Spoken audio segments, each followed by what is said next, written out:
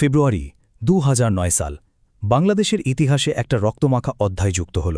নাম পিলখানা ট্র্যাজেডি। কিন্তু প্রশ্ন হচ্ছে, এটা কি শুধুই কিছু জওয়ানের অভিযোগ থেকে তৈরি একটা বিদ্রোহ ছিল, নাকি এর পেছনে ছিল আরও গভীর, আরও বড় কোনো প্ল্যান, কোনো ষড়যন্ত্র? চলুন আজকে এই ধোঁয়াশার মধ্যেই ঢোকা যাক। এই একটাই প্রশ্ন, শুধু একটা প্রশ্ন, পুরো দেশকে ১৬ বছর ধরে দুটো ভাগে ভাগ করে রেখেছে। একদিকে সরকার যা বলছে যে এটা একটা বিদ্রোহ, আবার অন্যদিকে নতুন একটা তদন্তে উঠে আসছে ভয়ঙ্কর এক ষড়যন্ত্রের ছবি। তো সত্যিটা কি? আসুন দুদিকের কথাটাই শুনে দেখি, বোঝার চেষ্টা করি। ঠিক আছে, তাহলে সবকিছু জানতে হলে আমাদের কিন্তু সেই সময়টায় ফিরে যেতে হবে, সেই ভয়াবহ দিনগুলোতে। কি ঘটেছিল তখন? চলুন একদম শুরুতে চলে যাই। শুরুটা হয় বিডিআরের বার্ষিক দরবারে। এটা কিন্তু একটা সাধারণ মিটিং ছিল, কিন্তু কে জানত এই সাধারণ মিটিংটাই মুহূর্তের মধ্যে এমন একটা রক্তক্ষয়ী সংঘর্ষে রূপ নেবে যা সারা দেশকে স্তব্ধ করে দিয়েছিল। মাত্র দুদিনের ঘটনা, কিন্তু কি নাটকীয়, আর কত দ্রুত সব বদলে গেল। ২৫শে ফেব্রুয়ারি সকালে যে আগুন জ্বলেছিল, ২৬শে ফেব্রুয়ারি সন্ধ্যা হতে না হতেই সেটা দেশের মিলিটারি ইতিহাসে এমন একটা ক্ষতি করে দিয়ে গেল যা কখনোই পূরণ হওয়ার নয়। এই বিদ্রোহের ভয়াবহতা বোঝার সবচেয়ে বড় মাপকাঠি হচ্ছে কতগুলো মানুষ প্রাণ হারিয়েছিলেন। ভাবুন তো, সব মিলিয়ে ৭৪ জন মানুষ, ৭৪টা জীবন শেষ হয়ে গেল। আর এই ৭৪ জনের মধ্যে ৫৭ জন, ভাবতে পারেন, ৫৭ জনই ছিলেন বাংলাদেশ আর্মির বড় বড় অফিসার। তারা বিডিআরের ডেপুটেশনে এসেছিলেন। এই তথ্যটা কিন্তু খুবই ইম্পর্ট্যান্ট, কারণ এটা বুঝিয়ে দেয় যে এরা শুধু সাধারণ জওয়ানদের ক্ষোভ ছিল না, বরং টার্গেট করা হয়েছিল আর্মির লিডারশিপকেই। এত বড় একটা হত্যাকাণ্ডের পর শুরু হলো একটা লম্বা আর খুব জটিল বিচার প্রক্রিয়া, আর ন্যায় বিচার দেওয়ার এই চেষ্টা পরিণত হল বিশ্বের ইতিহাসের একটা সবচেয়ে বড় ম্যাস ট্রায়ালে। এই বিচার কত বড় ছিল একটু শুনুন। হাইকোর্টের রায়ে ১৩৯ জনের মৃত্যুদণ্ড, ১৮৫ জনের যাবজ্জীবন আর আরও ২০০ জনের নানা মেয়াদের কারাদণ্ড হল।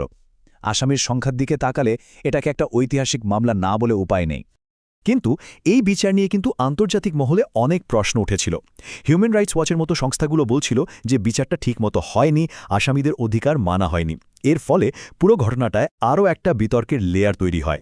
যখন সবাই ভাবছিল যে পিলখানার চ্যাপ্টারটা বোধহয় শেষ, ঠিক তখনই গল্পটা একটা অন্য বাঁক নিল। হঠাৎ করেই ১৬ বছর পর পুরো ঘটনাটাকে নতুন করে দেখার, এর পেছনের আসল সত্যিটা খুঁজে বের করার একটা প্রচেষ্টা শুরু হলো। সেটা হচ্ছে ২০২৪ সালের ডিসেম্বর মাসে। তখনকার অন্তর্বর্তীকালীন সরকার এই হত্যাকাণ্ডটা আবার তদন্ত করার জন্য একটা জাতীয় স্বাধীন তদন্ত কমিশন তৈরি করল।